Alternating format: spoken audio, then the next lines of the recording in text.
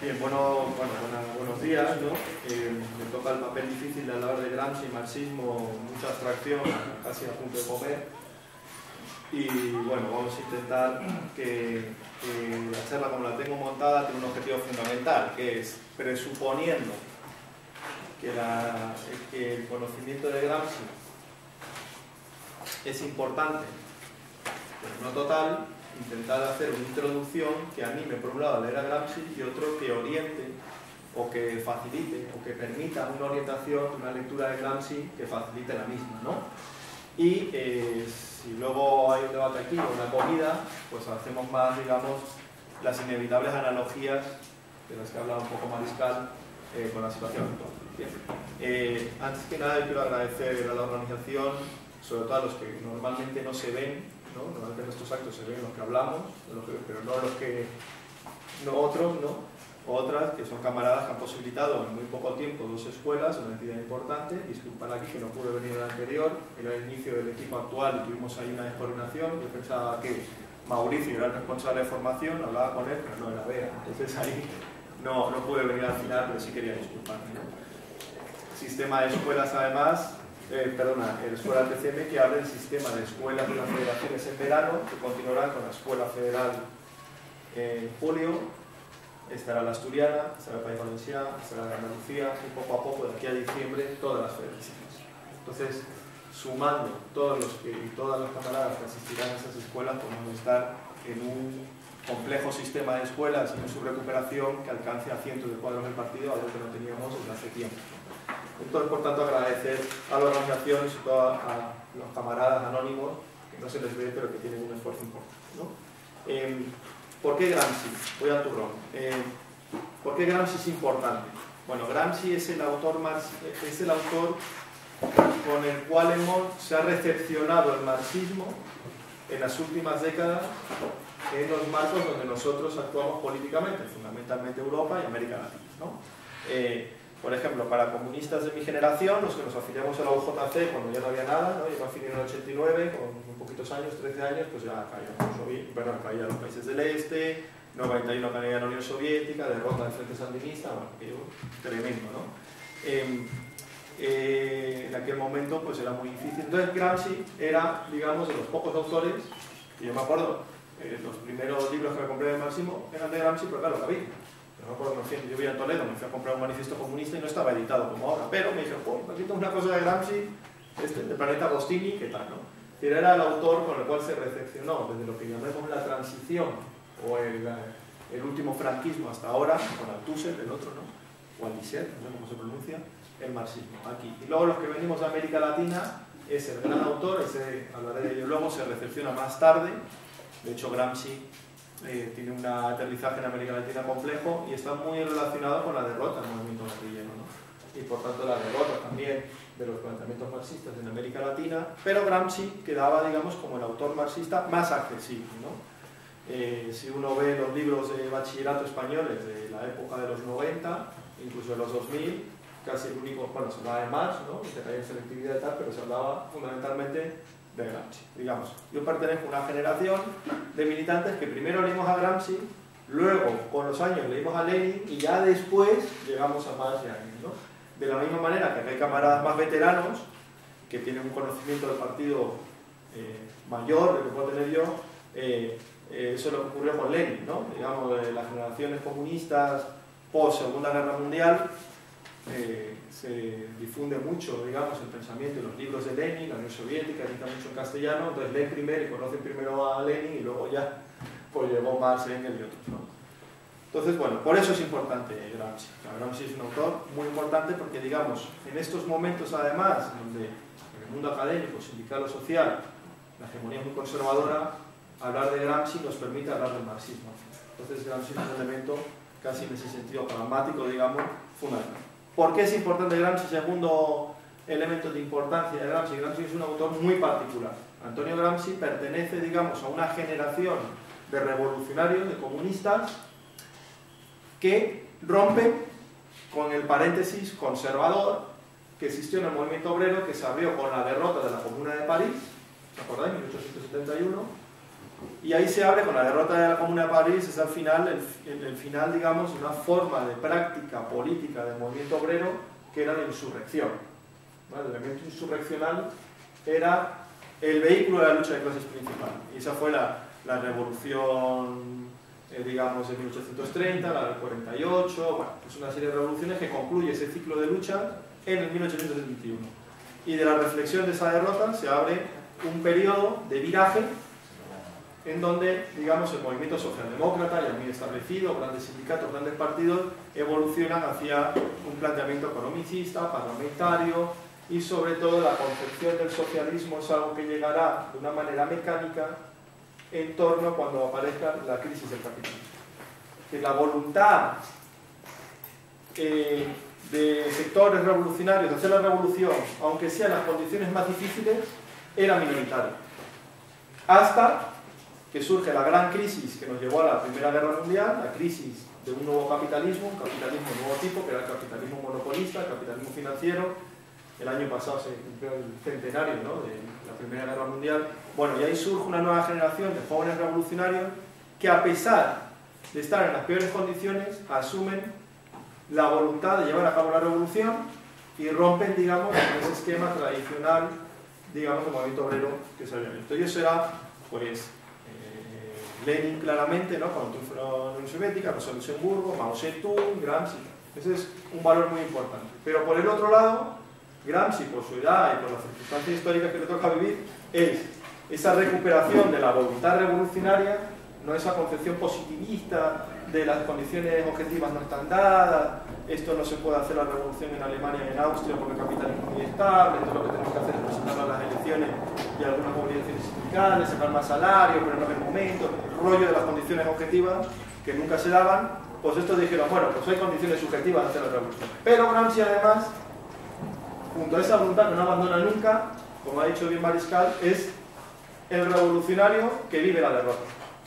Que vive la derrota y reflexiona sobre ella, la derrota del fascismo, pero que reflexiona sobre ella para volver a dar la ofensiva.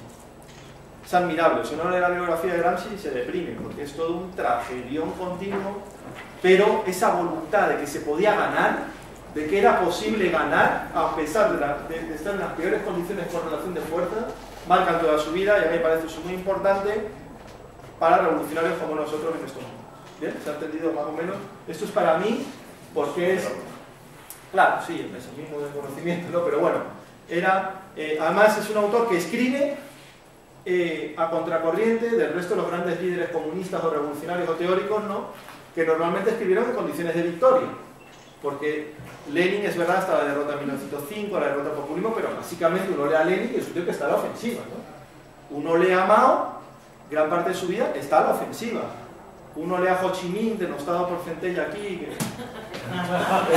está José Luis por aquí, porque te parece Partido Comunista de Vietnam y hola, bueno, Ho Chi Minh, tú lees a Ho Chi Minh y escribe en momentos de ofensiva. Y Rosa Luxemburgo escribe en momentos de ofensiva tanto que no se da cuenta que estaban siendo derrotados, y ahí está, pues, la gran pérdida que sufre ella y ya queda liquidado los espartaquistas, ¿no? Pero en línea general, pero Gramsci no. Gramsci además era un secretario general de un partido comunista que vive...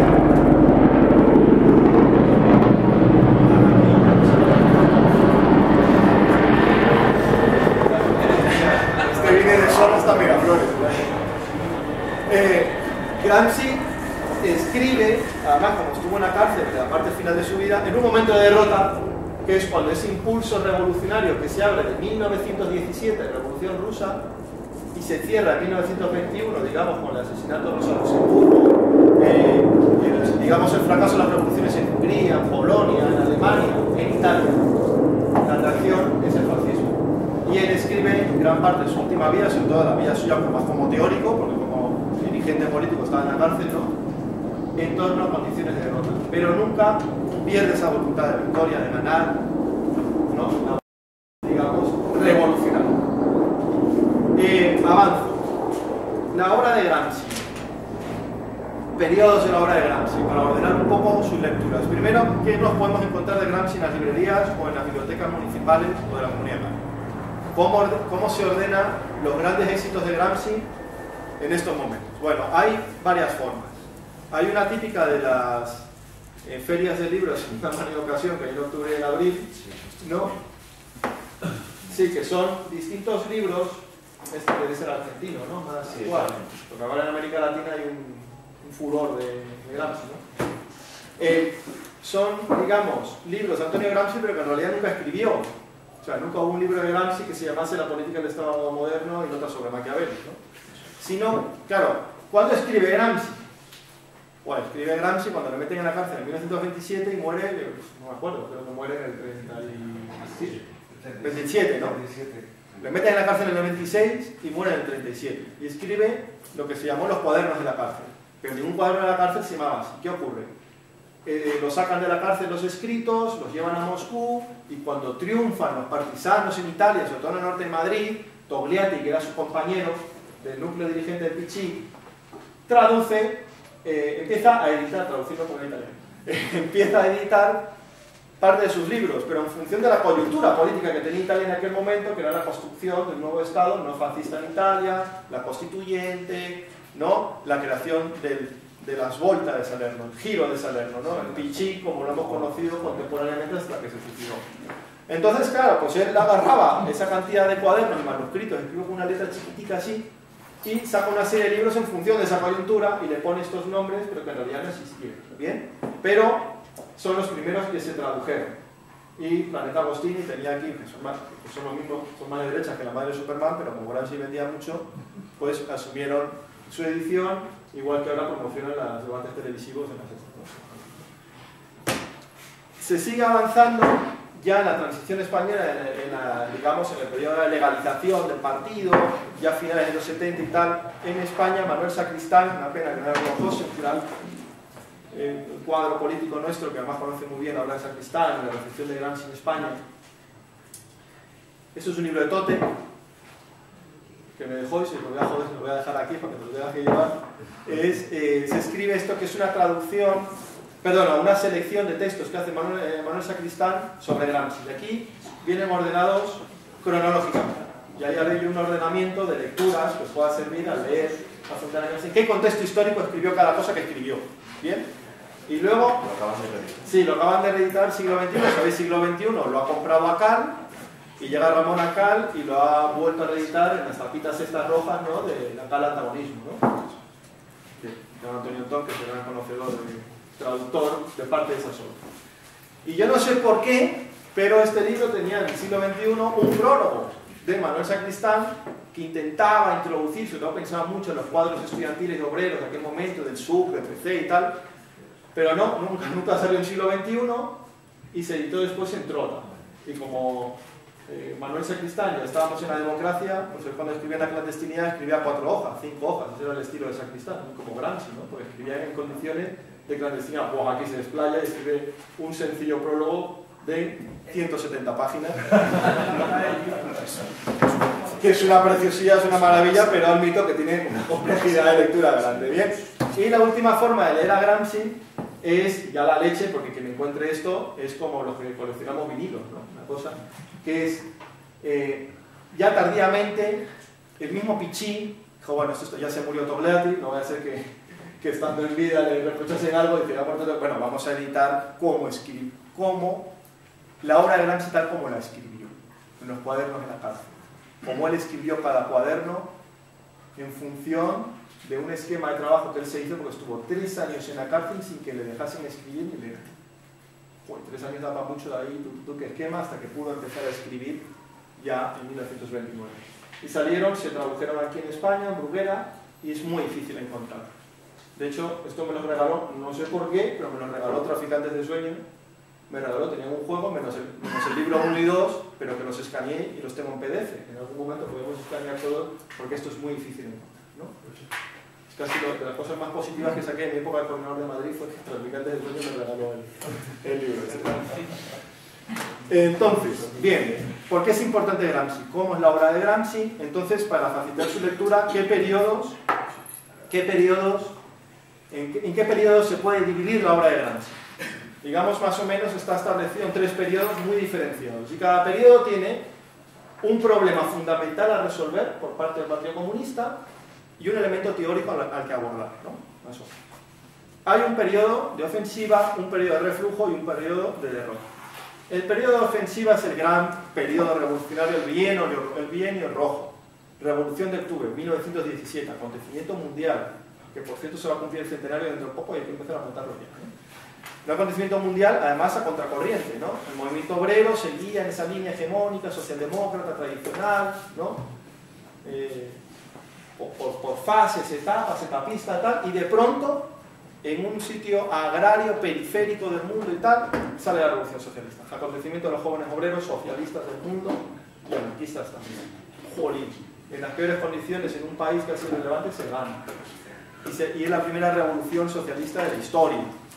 Entonces el influjo revolucionario del 17 expande su ola en revoluciones que en Italia tienen un momento álgido, 20-21, ¿no? 19-21, un bienio rojo se llamaba. Gramsci, que era de Cerdeña, claro, no había universidad, no había nada, pues se va a una beca y se va a estudiar a Turín. ¿Qué había en Turín, en el norte de Italia? Italia es un país muy similar a muchas cosas de España. El norte estaba industrializado, el sur no. Y en torno a las fábricas de automóvil de Lancia y fundamentalmente de la Fiat, Mirafiori, con Angeli, siguen siendo los mismos dueños, no ha cambiado mucho aquello. Hay una huelga insurreccional, ocupan la fábrica y están 2 años en una lucha de clases muy grande. Esa fue su primera época. El Gramsci, que correspondía a la ocupación de fábricas, a los consejos obreros, el momento de la ofensiva. En la Revolución Soviética se podía exportar, digamos, se podía repetir en Italia. ¿Cuál es el elemento central de esa época? El Estado, porque el elemento central era la toma del Estado. ¿Cuál era el elemento central de sus reflexiones? La dictadura del proletariado. La construcción de la dictadura del proletariado en Italia. ¿Cuál era la táctica revolucionaria? El asalto a los cielos. De más, ¿no? Tomar el cielo por asalto, como la Unión Soviética. La guerra frontal. Bueno, pues la guerra frontal quedó derrotada en 1920. Viene segunda etapa, el reflujo. Que es del 21 hasta que lo meten preso, hasta el 26. ¿Cuál es el análisis de cómo cambia? Esto es muy importante, ¿eh? Reacción de Gramsci, el núcleo dirigente del movimiento obrero italiano. Aprender de la experiencia. Reflujo. ¿Por qué se perdió?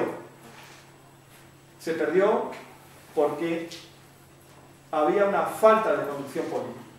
Les decía, el movimiento obrero no es el culpable, los trabajadores italianos no son los culpables, hemos sido los dirigentes.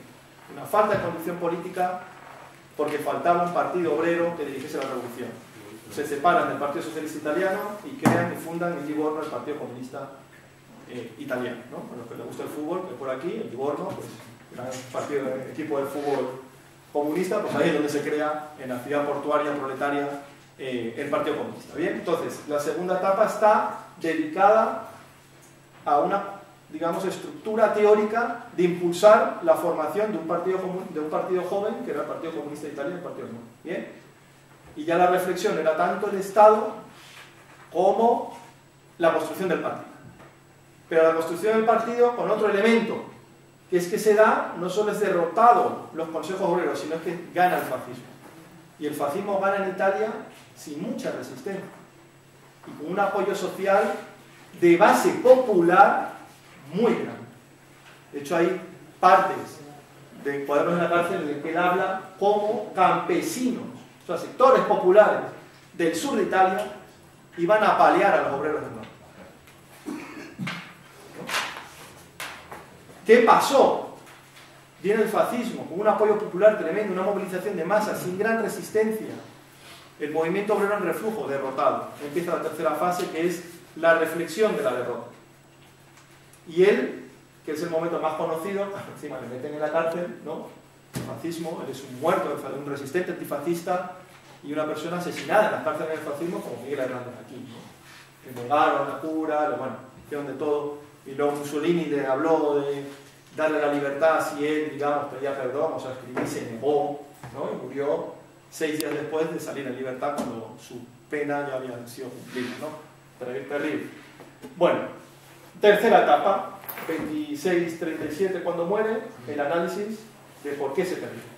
Y aquí digamos, retomo contigo, ¿no? ¿Por qué se perdió? Es un análisis de la derrota. Entonces, el pensamiento de Gramsci, ¿de qué va? ¿A qué se dedica el pensamiento de Gramsci? ¿A qué se dedica Gramsci?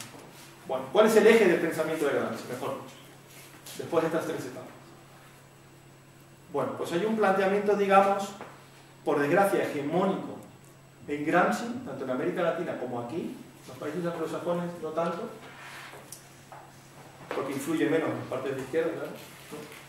Que es entender que el pensamiento de Gramsci era la hegemonía como consenso. Esto no suena más, ¿no? La hegemonía como puro consenso, mejor dicho. Consenso hay, pero la hegemonía es como puro consenso. Y hay una, digamos, lectura de Gramsci tremenda en donde se nos presenta un Gramsci lavadito, ¿no? Un Gramsci descafeinado, como la poesía de Miguel Hernández, ¿no? En el libro que escribió Antonio David Becerra. Miguel Hernández no era comunista, no era republicano, era un romántico, un enamorado, escribía en su señora, coño, escribía en la cárcel, ¿no? Y escribía una poesía casi de revival pastoril, no es que él era pastor, pero su condición material era un trabajador del campo, ¿no? Pero se nos vende como un subjetivismo, bueno, como un poeta, alejado de lo que escribía. Bueno, pues Gramsci se nos presenta así. De pronto Gramsci, coño, no escribía en la cárcel, ¿no? No era secretario general de Pichí, era casi un académico, un lingüista, un filólogo, que fue lo que él estudió. Bueno, un Gramsci academicista, inofensivo. Y en donde su concepción de la hegemonía, es que Lenin era un bruto, Lenin era un revolucionario, la violencia, pues como que Gramsci no habla de la violencia, ¿no? Que habrá dado y se nos presenta su pensamiento como hegemonía, como puro consenso. ¿Por qué? Porque, por ejemplo, en España, cuando se recepciona mayoritariamente la obra de Gramsci es cuando está la transición democrática, ¿no? Ese periodo que conocemos como la transición democrática. Si uno ve las revistas teóricas poderosísimas del Partido Socialista, como Página Abierta de Rodolfo Palamio, que fue uno de los grandes difusores de Gramsci aquí, era la idea de ya, claro, ellos tenían, digamos, Gramsci es la escalera para bajarse del marxismo, ¿no? O la autopista para escapar del comunismo. ¿A través de qué? De una concepción de la hegemonía entendida como consenso. ¿Y cuál es el consenso en España? Construir la democracia sin ruptura. Ya lo decía Gramsci. Importancia del consenso, de la superestructura. No, la lucha económica no existe. La propiedad tampoco, no de los intelectuales. Tal. Ese es el Gramsci que se presenta por el campo socialdemócrata. Pero luego, sobre todo en América Latina, una recepción gramsciana posmoderna. Que se da en qué contexto histórico, en que todas las guerrillas son derrotadas. La de mi país, la primera, la de Venezuela. ¿Por qué el Partido Comunista de Venezuela no dirige la revolución? Coño, la dirigió, pero fuimos derrotados, aniquilados casi físicamente. La derrota de las guerrillas urbanas, ¿no? Uruguay, los montoneros, etc., ¿no? En Argentina. Entonces, esa derrota, hay una reacción que es el posmarxismo. Hemos sido derrotados. ¿Cuál es la ideología de la derrota? El marxismo. ¿Qué hay que hacer? Superar el posmarxismo. ¿Y cuál es el autor? Que todos esos que eran marxistas, ¿no? Permite esa transición a esta nueva concepción política, ¿no? De la derrota, de la guerrilla. ¿En torno a qué objetivo? No es el socialismo, ya es la democracia radical. Es Gramsci y su concepción de la hegemonía y del consenso. Entonces Ernesto Laclau, cuando escribe su libro famoso sobre Gramsci, lo que plantea es: el capitalismo no tiene por qué ser un sistema contradictorio. La contradicción no es objetiva del capitalismo, sino por cómo se ejerce el poder. Entonces, como el poder no se ejerce por consenso, pues la gente reacciona, se enfada, ¿no? Se cabrea. Ese relativismo posmoderno donde no hay verdades absolutas. Una verdad absoluta sería: en el capitalismo hay explotación. Esa verdad absoluta es negada. No siempre, en todo capitalismo, tiene por qué haber explotación. Hay explotación porque las élites eligen ese camino. Entonces hay una reacción popular que nos lleva de vuelta a la situación de consenso, de equilibrio. ¿Bien? Esto es lo que más he durado, ya voy avanzando, pero es que es importante. Gramsci, la teoría de Gramsci no es la hegemonía como puro consenso. El eje del pensamiento de Gramsci es el poder político. Y el objetivo de Gramsci es la toma del poder político desde una concepción revolucionaria. Ese es el eje de todo el que estructura toda la vida y la obra de Gramsci. ¿Y en qué cuaderno, en qué texto se puede, digamos, ver cómo Gramsci no tomaba esa línea? Bueno, aquí lo tengo anotado para servir como guía de lectura. Hay un cuaderno que es el cuaderno 10 de la cárcel, donde Gramsci se dedica a demoler y machacar porque como os dais cuenta, toda esta gente no era muy simpática. Uno era Lenin y era machacar a gente todo el rato, Marx, bueno, Mao, pues Lenin, Gramsci era el estilo. Se dedica en ese cuaderno 10 a demoler el pensamiento político de Benedetto Croce. Benedetto Croce, ¿quién era esta persona? Benedetto Croce era lo que sería para España Ortega y Gasset, la gran expresión ideológica de la burguesía liberal, europeísta, elitista. No hay que matar a los campesinos, no, hay que darles educación, ¿no? Pero propiedad no. O sea, gran burguesía liberal modernizadora, europeísta. ¿Y cuál era el elemento central?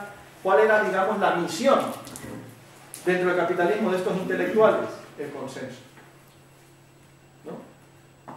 El capitalismo se puede construir en torno a un consenso social. ¿Cuál era su traslación a la economía liberal? La teoría del equilibrio general. La economía capitalista, su condición es el equilibrio. Lo que pasa es que llega el Estado, interviene y sube los precios, pues se desequilibra. Llegan los sindicatos, suben los salarios, el consenso. Entonces Gramsci destruye ahí claramente el pensamiento de Benedetto Croce, y ese cuaderno 10 es lo que se editó se edita en torno a un libro que también es difícil de encontrar, pero por ejemplo en la feria de este año estaba, que era escritos acerca de la literatura, el pensamiento político de Benedetto Croce, ¿no? Bueno, Benedetto Croce lo utilizaba como un instrumento para demoler, digamos, esa ilusión, idealismo burgués, el consenso, el equilibrio, la paz, ¿no? Porque él escribía desde la óptica de poder, de conflicto. Entonces avanza. Entonces, ¿a qué se dedicaba Gramsci? Gramsci es un dirigente revolucionario y un teórico cuyo objetivo es hacer la revolución. Y hacer la revolución, ¿qué es? La toma del poder político. ¿Y cómo él entiende el poder? Esto es la hostia, ya, con lo de Foucault ya no mata. Él no entiende, como los anarquistas, por ejemplo, o un sector del movimiento obrero, populistas rusos y tal, que entendían el poder político como una cosa, como un objeto. Concepción del Estado neutral, ¿no? En la concepción de Orwell también, da igual quién tenga el poder, el tema es cómo se ejerce. Entonces, si se ejerce con autoridad, el poder es malo, ¿no? Esa es la concepción anarquista de Orwell en el 84 y tal. Bueno, pues a Gramsci sí le interesa quién ejerce el poder. Y Gramsci no entiende el poder como una cosa, como un elemento que se toma, no. Que se toma al asalto ya, no. El poder es una relación. El poder es la relación, lo voy a leer textual, para Gramsci, el poder son las relaciones de fuerza que se establecen entre clases sociales. Desaparece el consenso. Son relaciones de fuerza.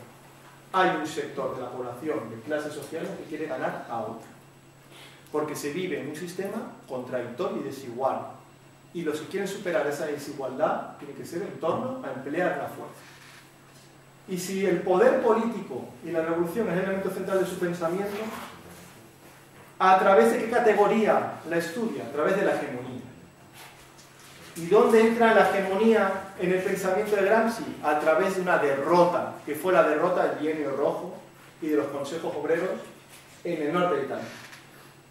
Y él se pregunta, ¿por qué perdimos? Y su respuesta es, perdimos porque nos quedamos solos. Porque los obreros se quedan muy bien, la hostia, Turín, dos rojos, la hostia y tal, pero solos, aislados. El campesinado no nos apoyó. La mayoría de la población italiana no nos apoyó. Incluso algunos nos combatieron. Pero encima no perdemos solo porque nos quedamos solos, sino la reacción que hay a nuestra derrota es el fascismo, que viene en torno a un apoyo de una base popular importante. ¿Se entiende el esquema? Y aquí el Gramsci del asalto a los cielos cambia. Y es el gran viraje estratégico que en público escribió un artículo sobre eso, que él acuña una frase muy conocida, que es de Lenin en realidad, que es, hay que... Voy a terminar. ¿Cómo atraemos al campesinado? Asumiendo parte de sus reivindicaciones, pero no solo de sus reivindicaciones, sino de su cultura, de su forma de hablar, de su estética. Por eso él dedica tanto tiempo al teatro campesino, a los folletines, ¿no? Ahí tú empiezas a leer y al tiempo que le dedica tiempo a esto. Al fútbol, diríamos ahora, ¿no? Que quiere hablar de Gramsci del fútbol porque era un futbolero, ¿no? Porque apoyaba al Milán y no al Inter de Milán, era del Torino y tal. Pero, ¿por qué le dedica tanto tiempo a esos elementos de cultura popular? Porque había que atraer esos sectores en una alianza con el obrero industrial del norte, ¿Para qué? Para ganar. ¿En torno a qué? A un bloque de alianzas estable que era un bloque histórico. ¿Y por qué era un bloque histórico? Porque no era coyuntural. Porque era la única fuerza de alianzas de clases posible de llevar a cabo la gran tarea histórica de Italia, que era su unificación. Acabar con la hegemonía vaticana, la revolución agraria y el control obrero de la fábrica. Y ese bloque histórico es una alianza fundamentalmente entre los obreros del norte y los campesinos y pequeños propietarios del sur, en un país dividido, que era como vivía la burguesía, dividiendo el país y dividiendo a sus clases, se opone al bloque de poder.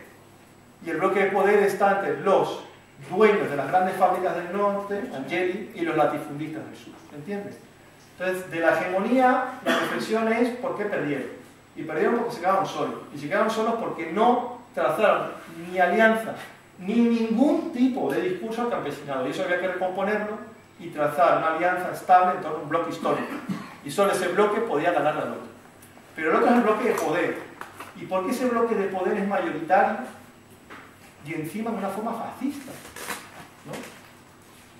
Y ahí articula su teoría famosa, ¿no?, de la hegemonía, del poder político. Es una relación de fuerza, pero también en ocasiones de consenso.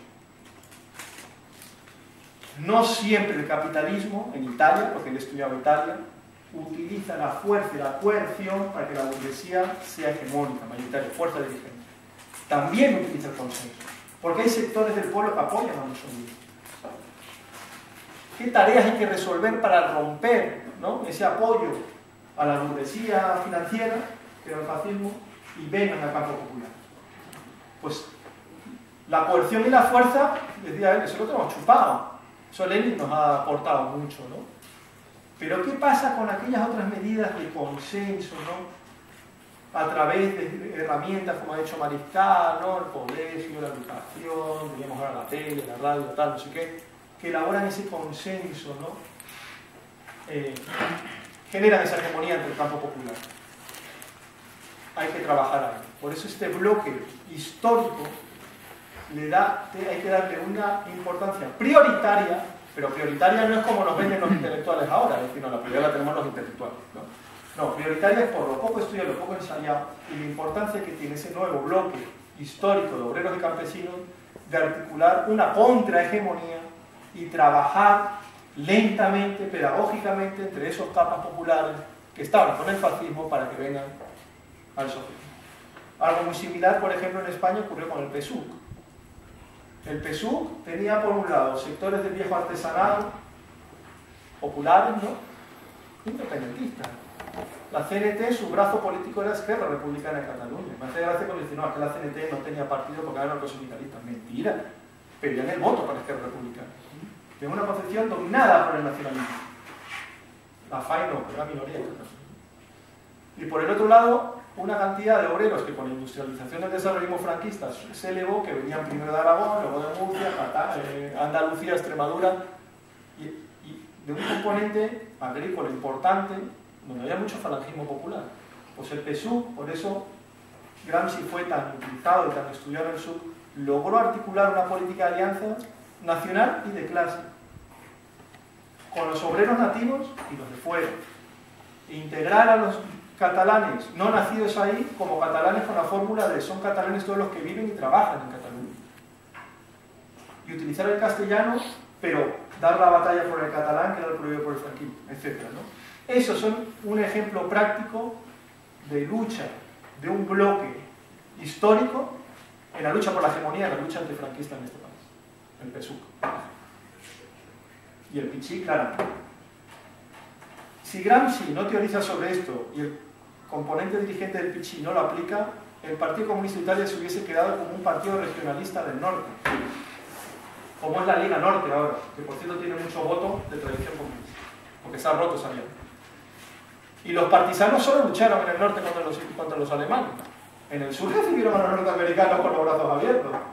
Ahí está Tonino Carotón y sus canciones, ¿no?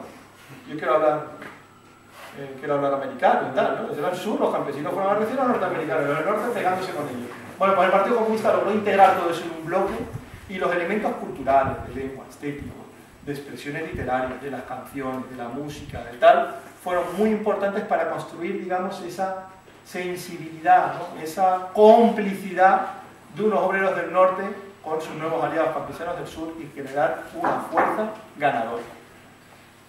Y vamos terminando, ¿no? Pero ¿por qué? ¿Por qué el Estado en Italia, sin utilizar la fuerza, solo los años finales del fascismo, ¿no?, generan esta cohesión, este consenso? Bueno, por elementos, digamos, de hegemonía, donde la superestructura educativa, la cultura, los libros, los profesores, etcétera, la iglesia, generan un consenso anticomunista de golpe. Pero decía además, ¿y por qué el fascismo gana cuando hubo una crisis en Italia? Si nos habían dicho nosotros el marxismo tradicional que de la crisis venía casi automáticamente la revolución socialista. ¿Por qué? No es que no venga la revolución socialista, no, es que viene el fascismo, ¿no? El Estado, donde utiliza el terror como una forma de Estado. Y todo el poder se concentra en una sola fracción de clase, que es el capital financiero, que es la más antinacional de todas, al final, mirar aquí. ¿Por qué gana? Porque no toda crisis te lleva a un cambio. Solo las crisis orgánicas son las que pueden abrir la puerta a ese fin. ¿Y cuáles son las crisis orgánicas? Las de hegemonía. Las de donde una clase que es dominante ya no es dirigente. ¿Qué pasó con la Primera Guerra Mundial? Que el viejo liberalismo de Benito Grosso, toda esta gente estupenda, muy guapa, de Milán fundamentalmente, que vestían como austriacos, como alemanes, y gente muy, bueno, con toda la obra literaria que hicieron, ¿no? Y tal. Esta gente en la Primera Guerra Mundial es derrotada como clase dirigente. Seguía siendo dominante, pero ella no dirigía. Pero tampoco nosotros. Entonces llega el fascismo como solución frente al terror rojo de la Unión Soviética. ¿Se entiende esto? Es decir, no, ¿esto por qué es? Es una lucha contra el economicismo. Es decir, que hay una crisis económica no quiere decir que automáticamente nos lleve a una crisis política. Pero que hay una crisis orgánica no nos lleva al socialismo tampoco. Por ejemplo, puede venir una solución cesarista. Los militares en Perú en los 70. Un sector de la sociedad no muy involucrado en la lucha de clases toma el poder. Sánchez Alvarado en Perú, o mi país, en el 98, los militares en Venezuela. Una opción cesarista, un sector pequeño, pero por su posición en el Estado toma el poder. O puede haber, decía Gramsci, una revolución pasiva, un transformismo, una reacción. De las crisis puede venir algo peor. En este caso era el fascismo. Eso es muy importante. Entonces, las crisis económicas son importantes porque nos permiten actuar, pero hay que elevarla a una crisis política. Y solo hay crisis política cuando hay una crisis de hegemonía, es decir, le disputamos la capacidad de dirigir un país con todo a la burguesía que la clase dirige. ¿Bien? Por eso el partido, y aquí termino con el príncipe moderno, ¿no? Hemos hablado del bloque histórico, sociedad civil es la que construye la hegemonía, no se dedica a la coerción, ¿no? La crisis orgánica que es, pero eso no nos lleva a la revolución. ¿Qué se necesita para algo que no es dirigente lo sea, la hegemonía? Pero ¿cómo se construye? En torno a una política de alianzas, ¿no? El bloque histórico. ¿Pero qué permite cimentar ese bloque histórico? ¿Qué permite materializar esa voluntad nacional de unos obreros del norte que quieren la propiedad de sus fábricas con unos trabajadores del sur que quieren la propiedad de la tierra? El príncipe moderno. ¿Eso dónde está? En el cuaderno 13, en concreto en la nota 17. Para simplificarlo, es este libro, o este que se editó. Lo que luego se editó como las notas sobre Maquiavelo, la política y el Estado moderno. ¿Qué es el príncipe moderno? Además, muy bonito, porque él es un hombre apasionado por su país. Muchas veces nosotros no hemos sido apasionados por nuestro país. Claro, luego nos extraña que no nos voten, que ya panotan. Un hombre apasionado de la historia de su país. Intenta buscar en la historia de su país claves que le sirvan para avanzar hacia adelante y construcción de un país nuevo. Diríamos un nuevo proyecto de país. Maquiavelo, ¿quién fue? Para él era un autor revolucionario de su momento, que era la superación de una Italia feudalista, fraccionada. Italia no existió hasta finales del siglo XIX como país unificado, de condado, de reinato. Bueno, Maquiavelo decía, todo esto hay que acabar con ello y unificarlo. unificarlo en torno a un instrumento nuevo que no existe, que es el Estado nacional, el Estado-nación. ¿Y qué construye el Estado-nación? Un príncipe moderno. En él, un rey absoluto. ¿Y por qué era absolutista? Porque concentraba todo el poder disperso de los príncipes por acá, por allá, ¿no? Condados y tal, en un solo. Construcción política que es la monarquía absoluta, constructora de una Italia unificada.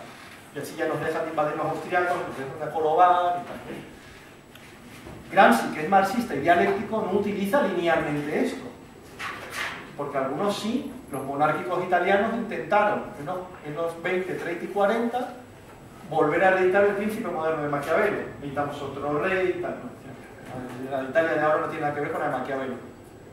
Necesitamos otro príncipe moderno que exprese y materialice esa voluntad popular de una Italia unida, de una Italia nacional popular, en un solo país que tenga la capacidad de resolver el problema campesino y el de la fábrica. ¿Cuál es el príncipe moderno? El partido político. En este caso el Partido Comunista, porque era el que arrogaba en un programa el único partido, pero no porque fuese el Partido Comunista, sino porque el Partido Comunista fue el único que levantó en Italia tres banderas. La bandera de Italia, porque cuando Alemania invadió Italia, los fascistas no salieron a combatir a los alemanes, ¿no? Fue el único que llevó la bandera de Italia, nacional, y la bandera de Italia popular, para resolver el problema agrario, meridional, ¿no? De la Italia del Sur y su atraso histórico, y de la propiedad fabril. Entonces, el Partido Comunista, como asume ese programa, y asume, por eso en las fiestas del Pichí se hablaba sardo, se utilizaba mucho el folclore para atraer a esos sectores en torno al partido. Esto por lo del lenguaje y otra serie de elementos culturales, ¿no? Que nuestro camarada secretario general me decía ayer que expusiese, pero era por eso. Y el príncipe moderno es el Partido Comunista. Y no somos tontos, para producir la lucha de fuerza de clases sociales en el marco de la hegemonía, se necesitan tener intelectuales, pero ya no los viejos intelectuales burgueses, que no nos sirven, sino un nuevo tipo de intelectual, un intelectual orgánico. ¿Cuál es el intelectual orgánico? El partido. Y decía Gramsci, un analfabeto del Piamonte agrícola del centro-norte de Italia es un intelectual colectivo, porque sabe hablar al pueblo y organizar las huelgas y el paro de lo que fueron las ligas socialistas, que si veis la primera parte de Novecento hay un episodio de eso. Son ignorantes, no saben quién era Mancini. Verdi lo escuchaba porque era un autor nacionalista, pero no sabía de música, pero era un intelectual colectivo, que sabía trasladar esa voluntad del momento histórico del pueblo en aquel momento para la lucha por la tierra. El proletariado va a generar su nuevo intelectual. Y ese intelectual, como la burguesía tiene la hegemonía, tiene el control de siglos de nuestro país, decía, ese intelectual puede ser individual, un científico, un arquitecto, un catedrático, puede ser un Benedito Croce. Pero como los comunistas, los obreros, no tenemos el control ni la hegemonía, tenemos que crear un nuevo tipo de intelectual, que es el intelectual colectivo, que es el que se desarrolla en una lucha colectiva en torno a una estructura partidaria. Pero cuando hablaba del partido no solo era el Pichí como partido, comité central ejecutivo, agrupaciones, sino también sindical, de la Casa del Pueblo, de la Asociación de Mujeres de no sé qué, de las ligas estudiantiles que crearon al final, de los partisanos, etcétera, etcétera, donde el Pichí era minoría numérica, pero ejercía la hegemonía. Y se construyó un nuevo tipo de intelectual que confrontaba la dirección del país, porque ya vamos a tener arquitectos nosotros también, economistas, etc. Y aquí se muere Gramsci, ¿no? En este estudio, por tanto, Gramsci no nos va a dar las claves de qué hacer en España en 2015. Ni cómo tenemos que montar la fiesta del PC si no es en San Fernando, en qué otro sitio, a finales de verano. Pero Gramsci, con esto termino, y disculpa, Bea, sabes que soy venezolano y no puedo contenerme en hablar, es la preciosidad de encontrar un dirigente revolucionario que en las peores condiciones piensa que se puede ganar. Pero no es una voluntariedad, no es subjetivismo, no, con una seriedad científica casi, que parte de estudiar su país, y de respetar el comportamiento de las clases sociales populares como es, y no de reprocharlas. Porque podía haber tomado la opción de otros sectores del Partido Socialista Italiano, de, mira estos obreros, estos campesinos que nos dejaron tirados, perdimos en Turín, y ves, ahí tienes el fascismo, joder, ¿no? Más o menos era el esquema de Terracini, ¿no?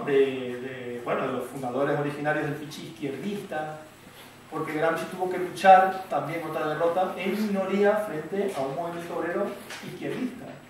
Cuando él hablaba de qué pasar del asalto al asedio, decía, pero ¿de qué estás hablando? Si hay la crisis del 29, se tiran los banqueros desde un piso y se suicidan en Nueva York. Vamos a la ofensiva, hombre, estamos ganando. ¿Dónde vais? Por eso Lenin escribe la enfermedad infantil, ¿no? Y Gramsci escribe estas cosas, Mao también las otras, es decir, que no estamos ganando, compañeros, pero podemos ganar. Y sobre todo no vamos a ganar si le reprochamos al pueblo su actitud, hay que comprenderla porque tiene una razón objetiva. Y los elementos de coerción son muy importantes, fíjate en Mussolini, ¿no? Matando gente y torturando. Pero los elementos determinantes son los que generan consenso. Y nosotros tenemos que contraponerlos, nosotros una contrahegemonía, y ahí viene todo este dispositivo teórico que espero yo por lo menos, si no haber resuelto, haber facilitado y haber señalado algunas lecturas importantes de Antonio Gramsci, y para mí un placer estar con vosotros.